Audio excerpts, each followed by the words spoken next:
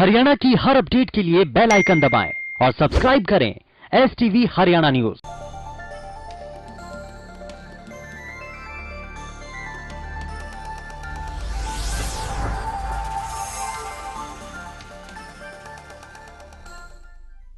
नमस्कार, हल्का हलचल देख रहे हैं आप। मैं हूं नंदिनी मिश्रा आपके साथ। बुलेटिन की शुरुआत करेंगे बड़ौदा उपचुनाव को लेकर।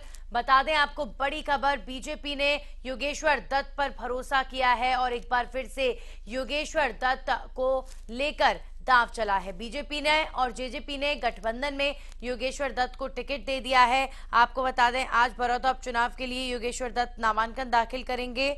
सीएम मनोहर लाल ने योगेश्वर दत्त को बड़ौदा सीट से चुनावी मैदान में उतारने का समर्थन किया था। उन्होंने बताया था कि प्रदेश के बहुत से खिलाड़ियों ने उनसे मुलाकात करके योगेश्वर दत्त को प्रत्याशी बनाए जाने की मांग की है।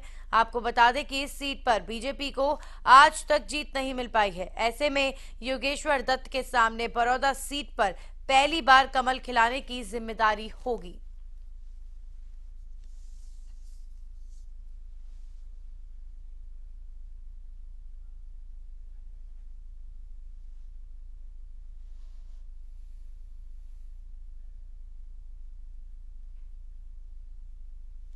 तो बीजेपी ने अपने प्रत्याशी की घोषणा कर दी है। बड़ौदा उपचुनाव के लिए योगेश्वर दत्त को लेकर एक बार फिर से बीजेपी ने भरोसा जताया है और बीजेपी जेजेपी के संयुक्त कैंडिडेट हैं योगेश्वर दत्त।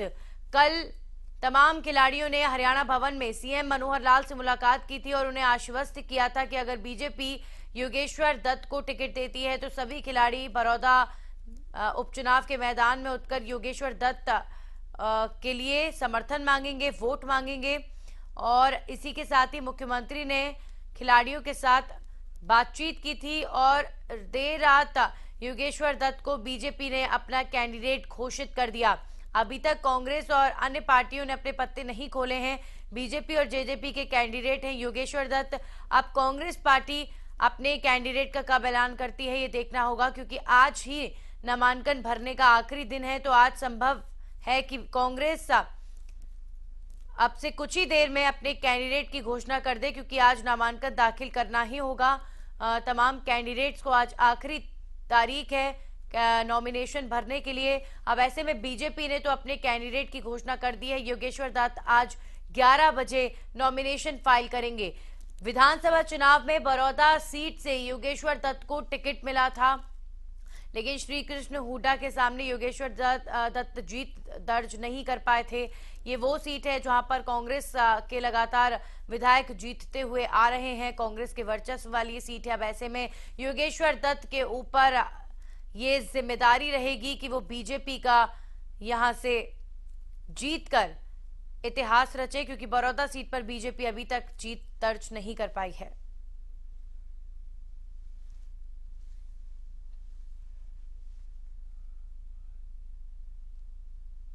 और इस खबर पर हमारे साथ हमारे संवाददाता सुनील जिंदल जुड़ चुके हैं। सीधा उनका रुख करेंगे।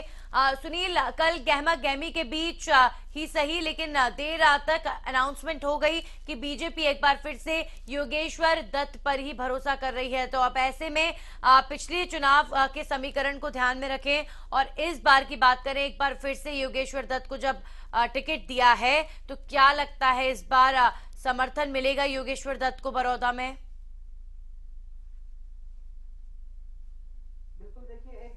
जो है बीजेपी और जेजेपी ने जो है पहलवान योगेश्वर दत्त पर अपना जो है कहीं ना कहीं सहमति जताई है और उसको जो है अपना टिकट दिया है। देर रात बड़ी गहमा गहमी के बाद, चर्चा के बाद जो है आखिरकार पहलवान योगेश्वर दत्त के नाम पर मोहर लग गई और जिसके बाद से देखिए उनके गाँव में खुशी का माहौल है।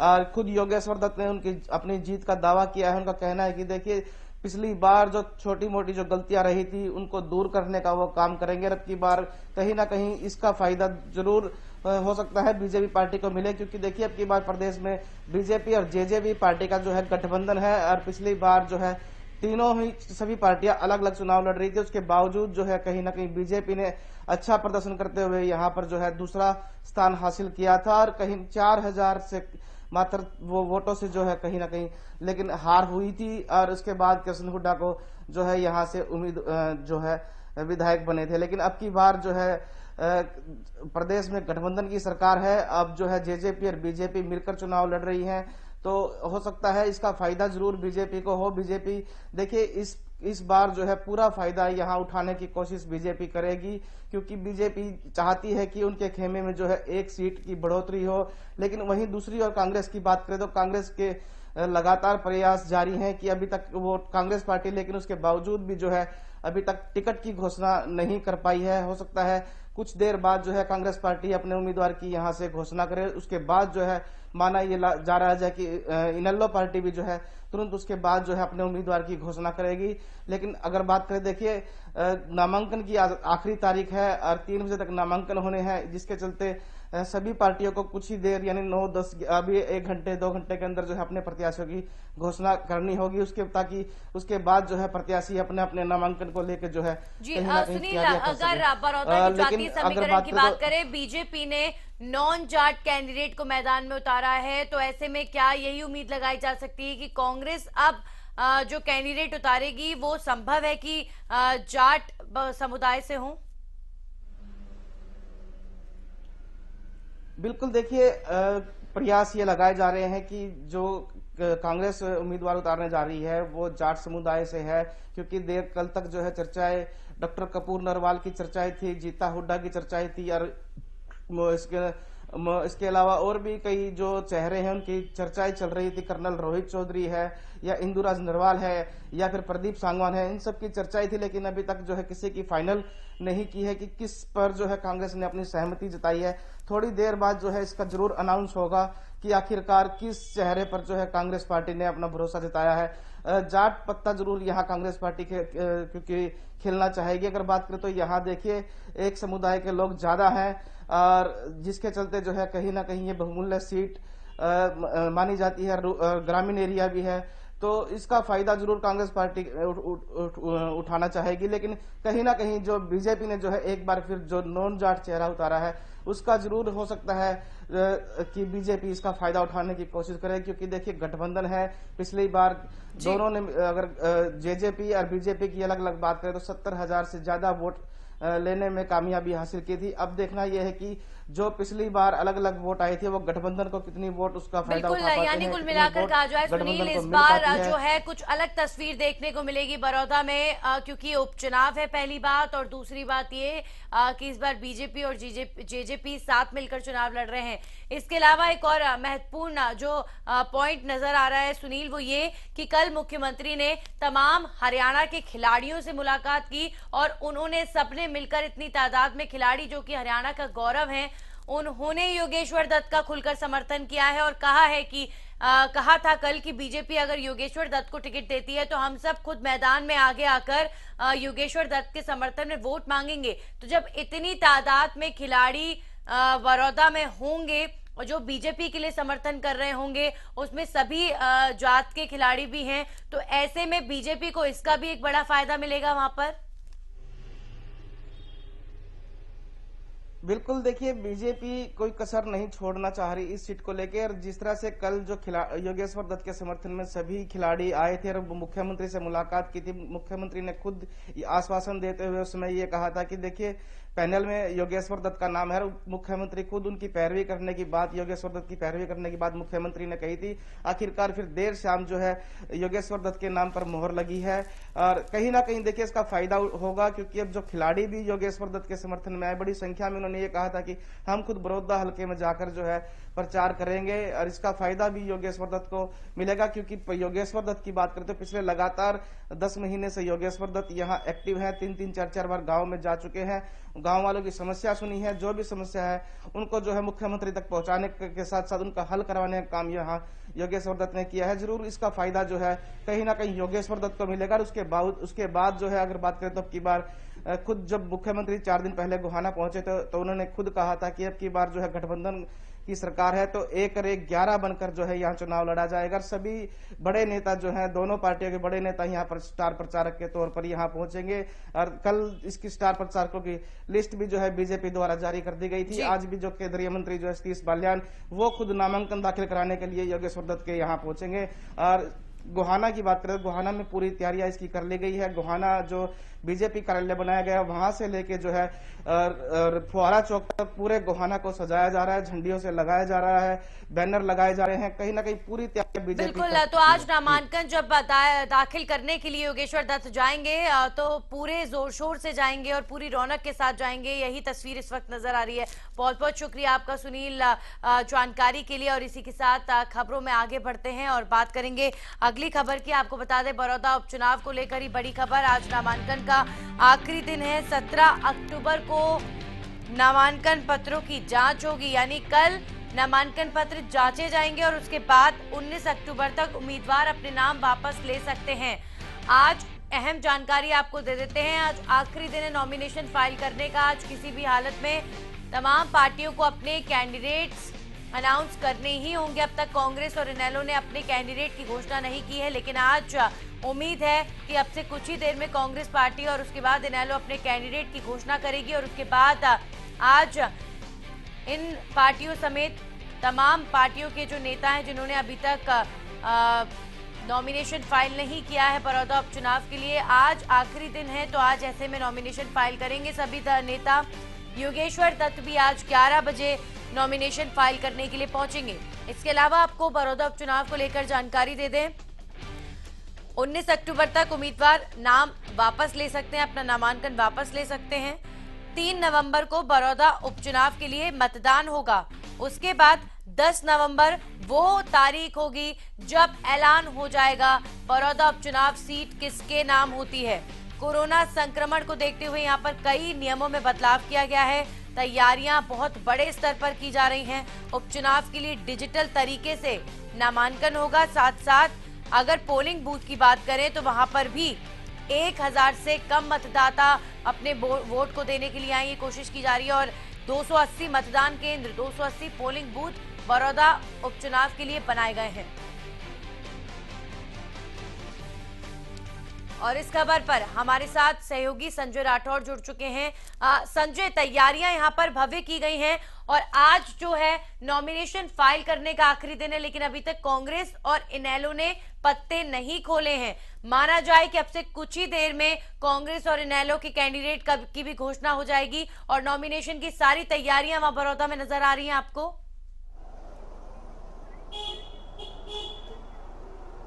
जी बिल्कुल नंदिनी, मैं बताना चाहूंगा जिस तरह के बड़ौदा उपचुनाव है तो सभी पार्टियों ने अपनी कमर कस ली है और इस सीट को अपने पार्टी की झोली में डालने के लिए सब उत्साहपूर्व है। और साथ ही साथ मैं बात करूं जिस तरीके से देर रात बीजेपी के कैंडिडेट की घोषणा की जाती है, योगेश्वर दत्त को चुना जाता है, एक बार फिर बीजेपी पार्टी ने उस पर दाव लगा दिया। और कांग्रेस और इनेलो की मैं बात करूं, अभी तक दोनों ही पार्टी ने अपने कैंडिडेट के नाम की घोषणा नहीं की है और आज नॉमिनेशन का अंतिम दिन है, तो प्रक्रिया तो जरूर पूरी कर ली होगी बस, लेकिन एक नाम अनाउंस करना बाकी है। तो ऐसे में देखना होगा, एक तरफ बीजेपी ने एक बार फिर योगेश्वर दत्त पे दाव लगा दिया, लेकिन दोनों पार्टियों का अभी जो कैंडिडेट है वो सामने नहीं आया है। हालांकि आज अंतिम दिन है और कल नाम लेने का आखिरी दिन होगा, तो कहीं ना कहीं इस तरीके से दोनों पार्टी अब से कुछ ही देर में अपने जो कैंडिडेट है उसको अनाउंस कर सकती है, क्योंकि बीजेपी का सभी को इंतजार था, क्योंकि गठजोड़ की सरकार है और डबल इंजन की ट्रेन से एक कैंडिडेट को फिर उतारा गया जो बीजेपी की पार्टी से पिछली बार चुनाव लड़ा था, सेकंड रनअप वो रहे थे, सेकंड पोजीशन थी, लेकिन अभी कांग्रेस की तरफ से अनाउंस नहीं किया, क्योंकि जब तक कांग्रेस अपना नाम अनाउंस नहीं करती तो उससे पहले कयास लगाने थोड़ा सा मुश्किल हम कह सकते हैं। लेकिन बीजेपी ने अपने जो कैंडिडेट है वो मैदान में उतार दिया। और बड़ौदा हल्के की मैं बात करूं तैयारी की, बीजेपी के तमाम नेता बड़ौदा हल्के में मौजूद हैं और डोर टू डोर कैंपेन उन्होंने स्टार्ट कर दिया। आज नॉमिनेशन फाइल करेंगे, उसके बाद जो स्टार प्रचारकों की लिस्ट है बीजेपी की तरफ से वो भी घोषित कर दी गई, उसमें तमाम दिग्गज नेता बीजेपी के शामिल होंगे। मुख्यमंत्री की मैं बात करूं, केंद्रीय मंत्री उसमें शामिल है, तमाम हरियाणा के जो बड़े चेहरे हैं वो मैदान में उतर के लगातार तमाम गांवों को आपने कवर किया है। बीजेपी ने एक बार फिर योगेश्वर दत्त पर जब दांव चला है, तो मैं आपसे वहां का समीकरण जानना चाहती हूं कि इसका कितना फायदा बीजेपी को वहां हो सकता है।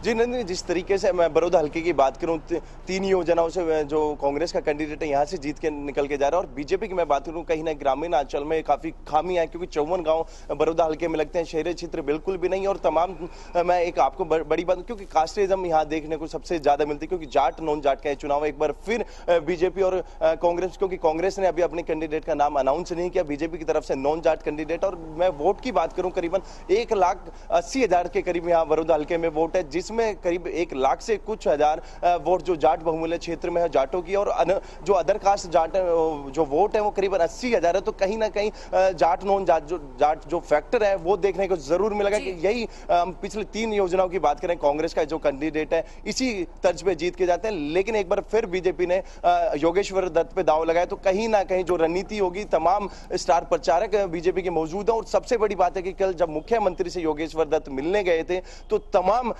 जो खिलाड़ी थे, राष्ट्रीय अंतर्राष्ट्रीय जो खिलाड़ी थे, योगेश्वर दत्त के पक्ष में दिल्ली दिखे थे। तो कहीं ना कहीं जब खिलाड़ी भी मैदान में उतरेंगे, बीजेपी के पक्ष में वोट मांगेंगे, तो कहीं ना कहीं बीजेपी के लिए थोड़ा फायदा जरूर हो सकता है। चलिए, बहुत बहुत शुक्रिया संजय आपका जानकारी के लिए। और बड़ौदा उपचुनाव को लेकर आप बिल्कुल सरगर्मी तेज हरदन के साथ बढ़ रही है, और आज आखिरी दिन है नॉमिनेशन का, तो आज कांग्रेस और इनेलो भी जल्दी अपने कैंडिडेट्स का अनाउंसमेंट करेंगे। कोरोना अपडेट का आपको बता दें, हरियाणा में पिछले 24 घंटे में 1199 नए मामलों की पुष्टि हुई है। हरियाणा में कोरोना के 1,46,000 से ज्यादा मामले सामने आ चुके हैं। गुरुग्राम में 255, फरीदाबाद में 194 नए केसेस, हिसार में 141, रेवाड़ी में 71 नए मामले, वहीं महेंद्रगढ़ में 39, सोनीपत में 64 नए केसेस, सिरसा में 35, कुरुक्षेत्र में 49 नए मामलों की पुष्टि हुई है। आपको बता दें, प्रदेश में 24 घंटे में 9 मरीजों की मौत हो चुकी है। अब तक कुल 1623 कोरोना मरीजों की मौत प्रदेश के अंदर हो चुकी है। एक दिन में 1013 मरीजों ने कोरोना को मात दी है। अब तक 1,34,000 से ज्यादा मरीज ठीक हो चुके हैं। इस खबर पर हमारे साथ रमाकांत जुड़ चुके हैं झज्जर से। सीधा उनका रुख करेंगे और जानेंगे पिछले 24 घंटे की स्थिति रमाकांत से। रमाकांत, अगर बात करें 24 घंटे में कितने केसेस आए हैं झज्जर में, और इसके अलावा किस तरह की स्थिति तस्वीर आपको नजर आ रही है? अगर 24 घंटे की बात करें तो नंदिनी 31 मामले सामने आए हैं और 32 लोग ठीक होकर अपने घर भी लौटे हैं। अगर कुल आंकड़ों की बात करें तो ये आंकड़ा 2932 हो चुका है और 2686 लोग अब ठीक होकर अपने घर भी लौटे हैं। 214 एक्टिव मामले अभी जिले में हैं, जिसमें से 79 लोगों को अस्पताल में, वहीं 135 लोगों को होम आइसोलेट किया है। फिर वही स्थिति वहीं पर है कि आम लोग जो है वो कोरोना से कहीं भी नजर नहीं आते, ना उनके चेहरे पर मास्क होता है, ना सोशल डिस्टेंसिंग होती है। इवनली यहाँ तक दुकानदार जो हैं वो दुकानदार भी कहीं ना कहीं इस कोरोना को दस्तक दे रहे हैं, क्योंकि कोरोना की महामारी है वो अभी खत्म नहीं हुई है, उसमें ढील दी गई है। कल से 15 अक्टूबर जो कल था, वहाँ पर स्कूल, स्विमिंग पूल और सिनेमा हॉल भी खोल दिए गए हैं। उससे कहीं ना कहीं जो चैलेंज है प्रशासनिक अधिकारियों का नंदिनी, वो लगातार बढ़ गया है। और अब जब स्कूल में लगातार बच्चे पहुंचेंगे तो उनकी मॉनिटरिंग कैसे की जाएगी, उनके टेस्ट कैसे किए जाएंगे, ये बहुत बड़ा चैलेंज अब प्रशासन के सामने नजर आएगा। जी नंदिनी। चलिए, बहुत बहुत शुक्रिया रमाकांत आपका जानकारी के लिए। तो ये थी झज्जर की स्थिति, जहां पर आज एक बार फिर 30 के लगभग मामले सामने आए हैं।